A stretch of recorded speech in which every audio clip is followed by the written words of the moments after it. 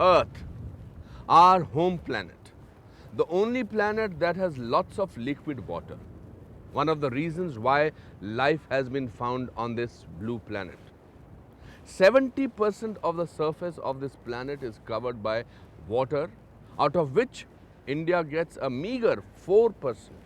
Think about it. We have more than 16% of world's population, but only 4% of the world's water resources. A fast-growing economy and a large agriculture sector have stretched the country's supply of water even thinner. According to a recent World Bank report, most major Indian cities will run dry by 2020 unless policymakers make significant changes in water resources management. 2013 is water conservation year in India. So today's quest for zero is to prepare us all to dream of a nation that is water abundant. Over the next half hour, we will meet people who are working towards realizing this dream. We will visit companies that are working towards zero water waste, zero contamination, and zero thirst.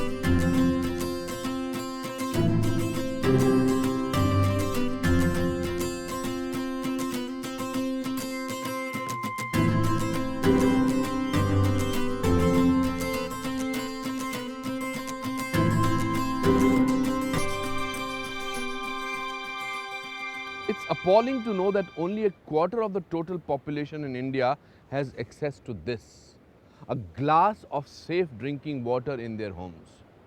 Over 67% of Indian households don't treat their drinking water even though it could be chemically or bacterially contaminated. It's no surprise then that over 75% of children are afflicted by waterborne diseases every year.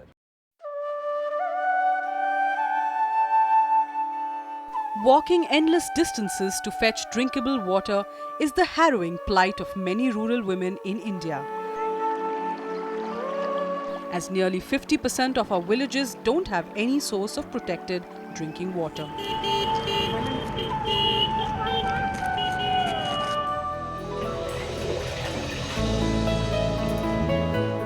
Families like Devammas are left to rely on groundwater to meet their domestic demand, leaving more than 75% of children and other family members afflicted with waterborne diseases. నా పేరు Devamma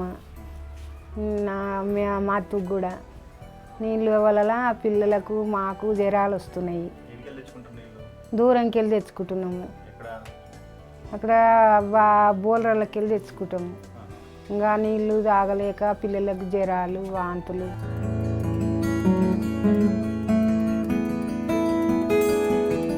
Giving access to improved health through clean water drinking is Water Health, that is aiming to provide zero contaminated water in rural India with its 7-stage filtration process. We create a purification process that takes care of any and every kind of contamination that can exist or has ever existed in the ecosystem. This technology is good enough for any kind of remediation of source water of any kind that you see in India. This is a 1000 liters per hour plant. And when we receive water from the bore well, which is the case in this particular plant, it first goes through an activated carbon filter. The activated carbon filter extracts all the odor away from the water, and then it goes to a multimedia filtration. This has multiple layers of filtration process, which includes gravel, sand, and so on and so forth. And water percolates through that, and the suspended impurities are removed at that level. So these two are the first two levels of the stages, stage 1 and stage 2 of water purification. Thereafter, the water passes through these micron filters. So this is a 5 micron filter and this is a 1 micron filter. So that means anything greater than 5 micron space would not be able to pass through this. Thereafter, it goes through 1 micron filter, which is a finer form of filtration process. Thereafter, the water goes through the RO membranes, and there are these 4 membranes of various flow rates. So what it does is the water is extracted and then it goes through a very fine process where 10 raised to power minus 6 kind of the water size is removed through this process under high pressure. And once the water is devoid of any impurities, both microbiological as well as chemical contamination, it is then finally passed through this final stage, which is the ultraviolet waterworks purification process, and it kills any microbiological contamination or pathogens that stay within the water, and thereafter the water is good for use and drinking consumption. A process that includes patented ultraviolet disinfection technology invented by Indian-born physicist Ashok Gadgil.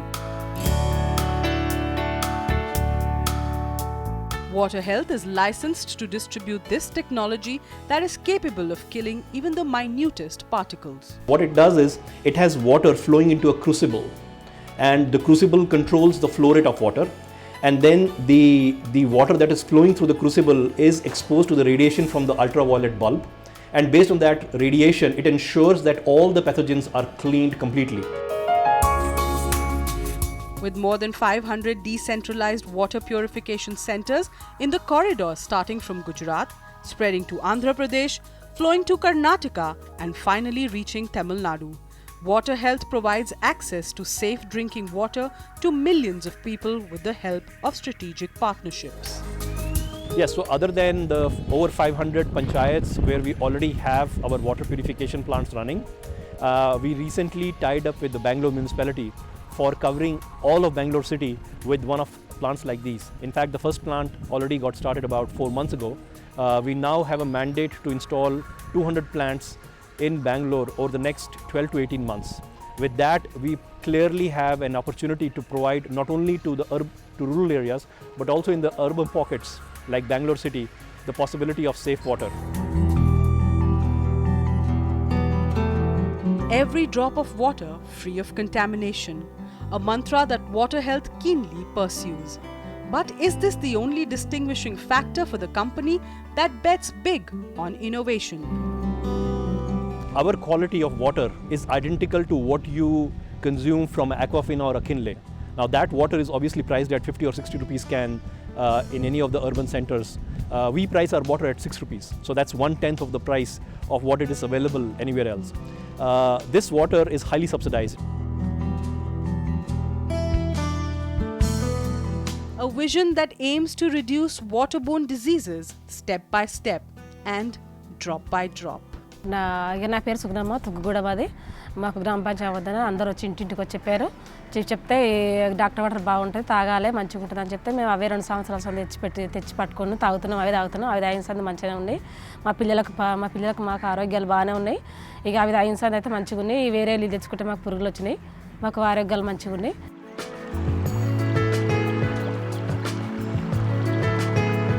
Fulfilling the goal of reaching the unreached with zero contaminated water, Water Health envisions supplying pure water to every doorstep. Currently, Water Health provides or purifies about 70 million liters of water every month.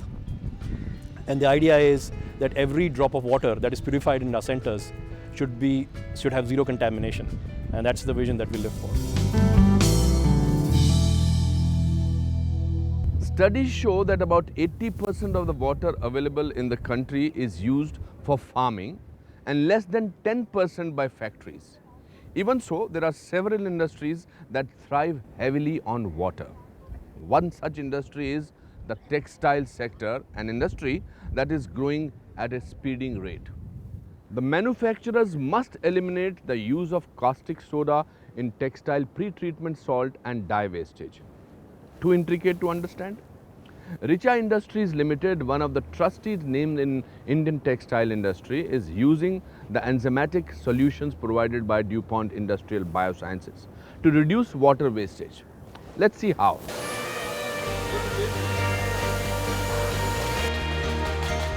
A world of textures.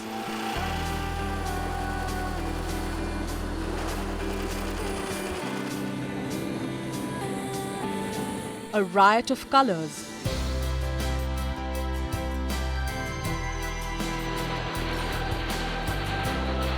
And spools of yarn and fabric. The Indian textile industry boasts of being one of the world's largest.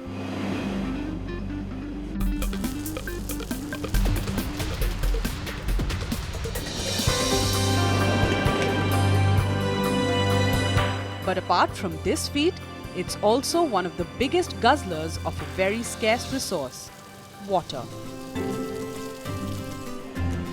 harsh chemicals used in the pre-treatment of the cloth and in the dyeing of the fabric makes multiple use of water baths a necessity.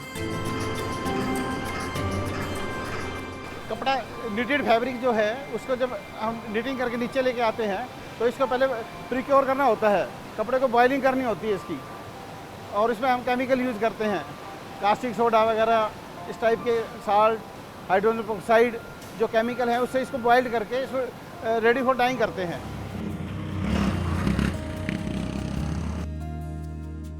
In the heart of Faridabad is this textile mill owned by Subhash Gupta, which is anything but run-of-the-mill.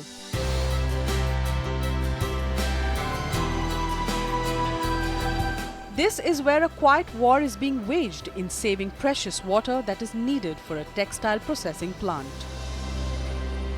Typically, 1 kg of fabric needs 100 liters of water to be processed. So, in an average unit which process 3,000 to 4,000 kgs of fabric per day.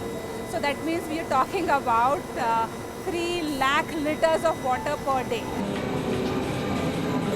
DuPont Industrial Biosciences has collaborated with Richa Industries Limited, and this is where the revolution begins. The textile mill is using DuPont's bio-friendly and fabric-friendly enzyme Prima Green EcoScar in its pre-treatment process, which cuts down the water bath cycles from 4 to 2, thereby reducing water consumption considerably.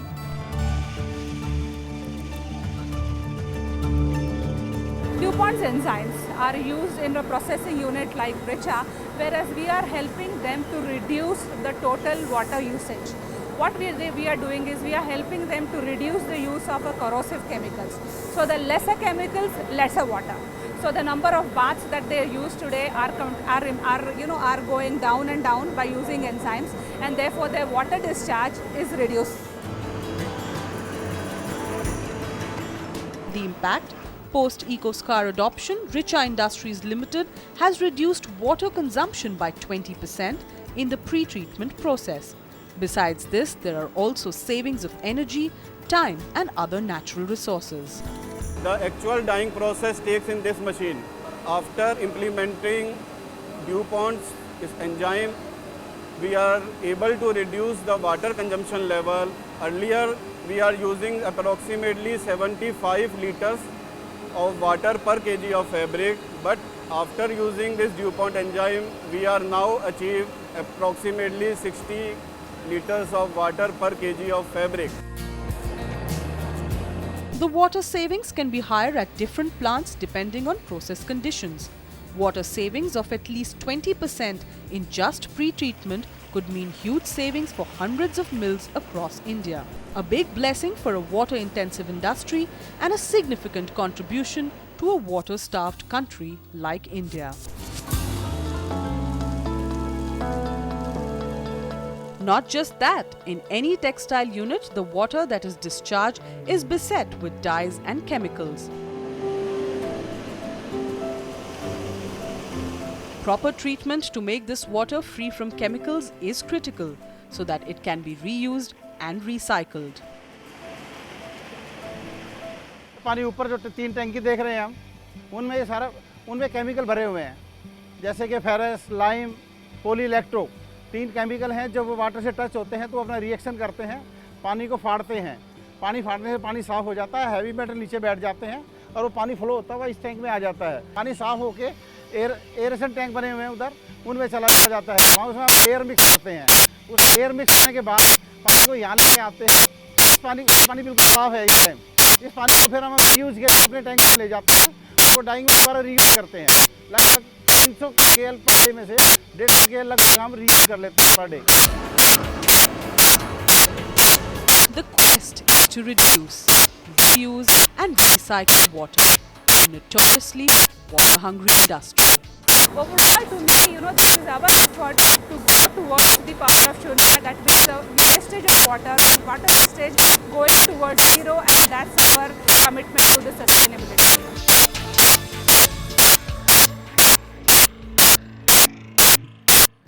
Mumbai, Chennai, Kolkata. 3 out of our 4 metros are located on the coast. The country has a very long coastline. 25% of the population lives in the coastal zone. The coastal zone is also most industrialized area in the country. This demands more water, which has put the coastal aquifers under stress. After the break, we visit companies that are addressing the water woes of our coastal communities.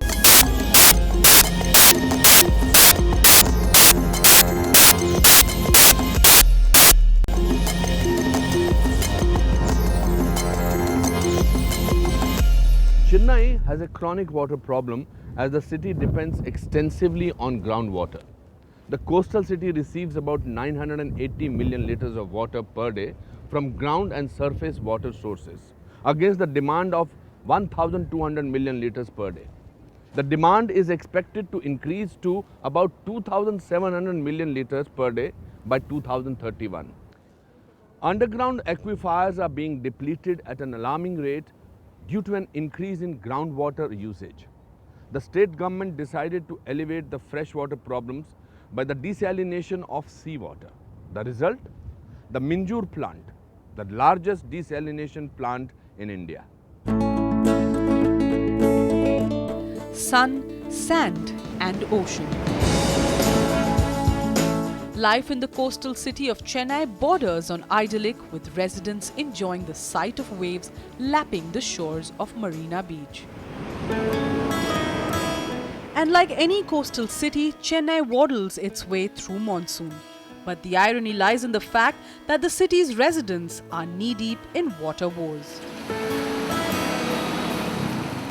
Against the demand of 1,009 million litres, the city manages to supply only 766 million litres per day. There are certain cities which doesn't have any great reservoirs.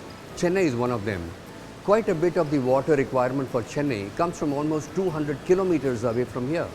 It comes from Vedaranyam and so on. So how long can they depend on a reservoir? If there is no rain, there is no water. And then you have the water transmission over 200 kilometers. It has intermittent pumping stations, there could be leakages, there are a host of issues can happen. And under such a circumstance, I think, depending on a perennial resource like seawater, nothing like that. Making that possible is Minjur Desalination, Asia's largest desalination plant. Located in the north of Chennai, the plant draws salt water from the sea and converts it to fresh water that is fit for drinking purposes. The area behind me is the seawater abstraction area from where seawater is drawn. The quantum of seawater drawn is 240 mld to treat and get a product water of 100 mld. Water is drawn through subsea pipelines made of HDPE. The diameters of the pipeline is 1.6 meters and the pipelines go to a length of 600 meters inside the sea, buried onto the sea on the bed. The process of cleaning the seawater begins from the time it is dropped on the shore for the first time. Seawater travels through the pipelines and reaches the first chamber on the shore. This is called the seawater intake chamber. This is where the water from the sea drops in for the first time on the shore, and it enters the first stage of screening called as screen removal, which is done with the help of mechanical bar screens. The minute organisms which enter the seawater through the pipeline are removed at this stage, and the water is then let out to the next stage, which is the pre-treatment stage of the plant. We need to add certain chemicals to it to ensure that whatever suspended solid is there, it enlarges in mass and settles under its own weight. This is achieved by adding certain chemicals which are added at the beginning, right at the seawater intake chamber itself. Seawater, with its mix of suspended and dissolved solids, goes through various filtration processes in the pre-treatment stage. The process of removing of suspended solids is essentially achieved by having 2 and 3 stages of filters depending on the type of seawater we encounter. For this particular plant and this particular product water needs, we have 3 stages of filtration. First is called the gravity filters, sand filters, where the water is filtered under gravity. The second stage of filtration is called the pressure filters, wherein the water is pumped on the filter media, which is sand in this case, under a pressure vessel. And the last stage is called as the cartridge filter, where the minute and the most smallest particles of suspended solids are removed. After the water passes through all three stages, we get a completely suspended free water which has nothing but salts. The last step between filtered brine water and clean drinking water is reverse osmosis. Now the process of RO, as the name suggests, is reverse osmosis, wherein water from one pressure level goes to a different pressure level under the action of pressure. An RO membrane, a typical RO membrane which we use here, is made of polyamide. It is a spirally wound membrane which is having several layers wound over each other, and one such membrane is connected to the other membrane using connectors and end rings and placed inside the vessel. This is the typical section of any RO vessel, and 8,400 of such membranes contribute to the production of 100 million liters of water. Permeate water is extremely pure but at the same time tasteless. It is not fit for human consumption. To make it fit for human consumption, it needs to go through the last stage of treatment, which is also referred to as the remineralization process, in which certain chemicals are added, namely carbon dioxide and caustic soda, to make it potable. This is where the name mineral water is derived mostly from. The 100 million litres a day has surely made a difference to the lives of residents like these who value every single drop. Sure, that this is extremely, this will play an extremely significant role towards that goal, because India being such a large coastline country, it's got such a huge, it runs into thousands and thousands of kilometers, and it's got a beautiful shape wherein from the coast, say approximately 100 kilometers, the water can travel. So therefore, quite a bit of the requirements of the water between south and right up to center can be met through this. Therefore, we are easing the load on groundwater reservoir, the groundwater source. So this is heading in that direction. The more desal plants we have, the more we approach zero. The water crisis is not just about the disturbance in the demand and supply curve, but also about mismanagement of water resources. But these companies have shown us how we can manage our water resources better, from cleaning contaminated water to treating saline water to even bringing down the usage of industrial water. We have met companies on a quest to meet various water challenges. If you too have an innovation that can change the course of action as far as Indian problems are concerned, do write into us at powerofshunya13@timesgroup.com. Until next week, it's me, Anupam Kher, saying goodbye. Next week on The Power of Shunya, we bring you face to face with innovators and companies trying to solve one of India's most pressing problems, nutrition. Meet a company which is trying to counter the problem of low iron levels through a simple packet of biscuits. And another one on a quest for zero hungry mouths. And a rice miller that is manufacturing fortified rice to address the problem of malnutrition.